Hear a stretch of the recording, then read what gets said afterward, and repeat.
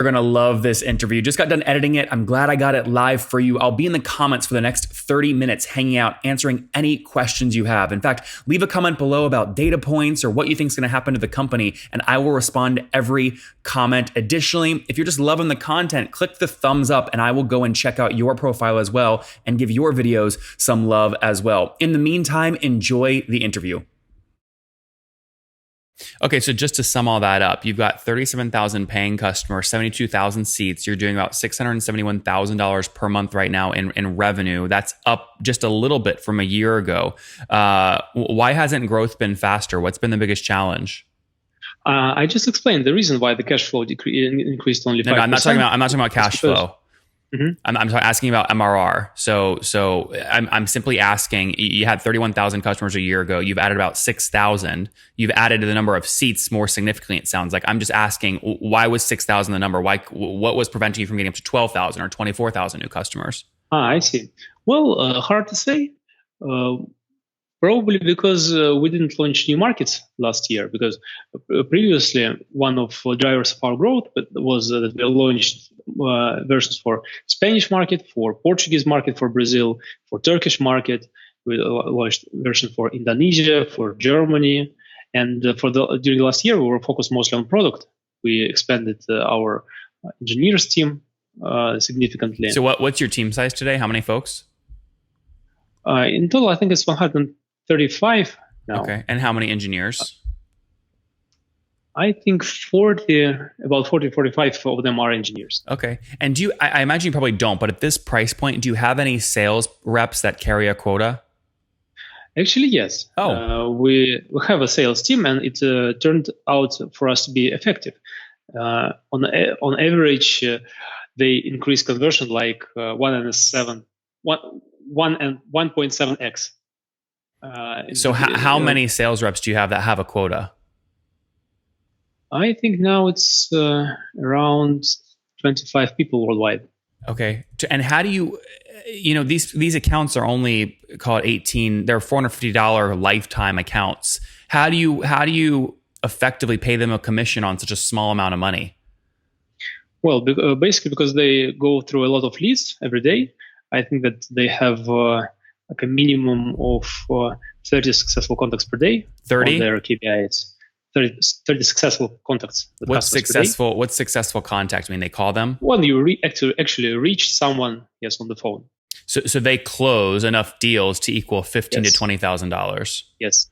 Got it. And they get commission from that. And those are when they close an account, are they getting upfront payments?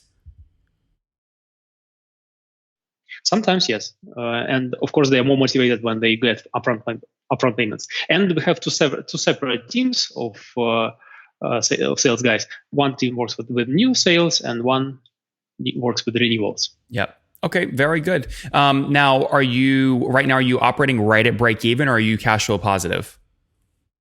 No, we make about 35 to 40% profit. Okay, good. So 35 to 40% on 600 would mean you're taking about $200,000 to the bottom line every month. Is that right?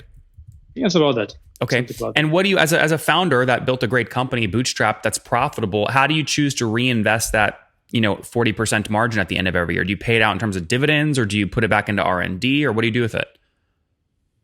Well, no, it's after all our reinvestments.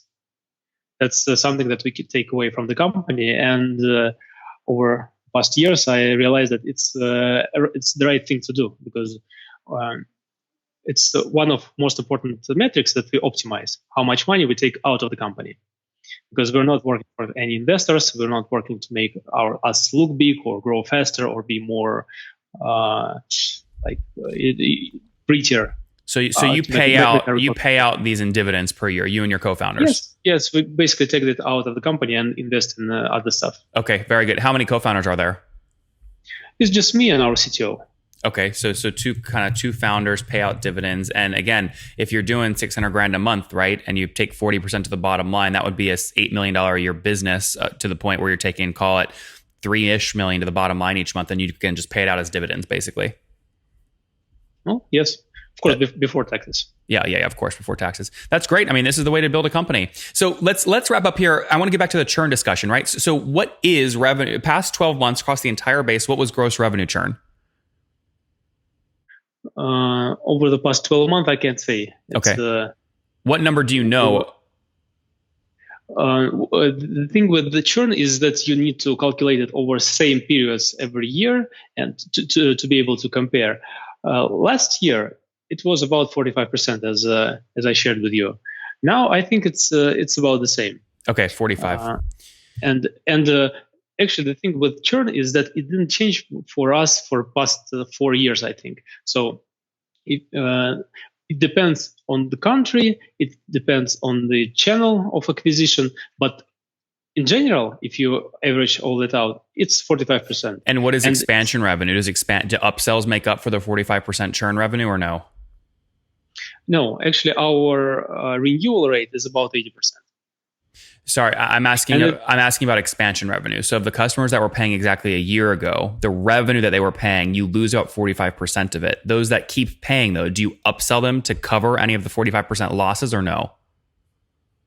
Well, actually, we don't calculate the expansion rate on annual basis. We calculate this as a renewal rate per month. So every month we have a certain number of licenses that expire. And out of those licenses, 80%, both in cash or in number of licenses, renew. And that's a net number or a gross number? What do you mean? Gross would be before expansion. No, it's after expansion. Okay, it's after upselling of okay, got licenses. It. So what that would mean is you would bring that out annually. That essentially means you have about 45% churn, you have 25% expansion, so your net revenue retention annually or monthly is about 80%. Mm-hmm. Yes, and also that includes customers who switch from premium to free, and sometimes in the future they switch back from free to paid. Yeah, that's fair. Now, the last question before we wrap up: what's your CAC to get a new $18 a month customer? Oh, that's something actually we calculated just recently. Give me a second to. What are you looking at? Your chart mogul? Yes, something like that. So in dollars, with the $450 lifetime value. Let me do a quick conversion here. What are you doing? You're converting Russian dollars. So it's about 80 Russian rubles to dollars. Yes, $87, and that includes sales and marketing costs. Okay, good. And what are those? So you have commissions. Where else are you spending money? We pay affiliates. We have like 15% of revenue coming from customers who were referred by our affiliates. We pay them 30% reward from every dollar that we receive. Forever? Forever? Yes, forever. Okay. Then we pay for Google, for Facebook advertising. How much did you spend last month on Google and Facebook ads, like paid ads? Not much. I think it's like around $5,000. Okay, so not a ton. Very good. All right, Timur. Let's any plans to raise capital, or no? You want to stay bootstrapped? No, I like it here. So it gives me a lot of freedom, you know. Yeah. Would you, if someone came to you and offered you $20 million in cash up front to sell the company, would you sell? I would say 30 to 40. Oh, okay, good. Good answer. Good answer. All right, let's wrap up with the famous five. Number one, what's your favorite business book? Business book, 0 to 1, I think. Number two, is there a CEO you're following or studying right now? CEO. Well, I like he's not CEO anymore. David Skok. He's keeping a very good blog. Dennis who? David Skok.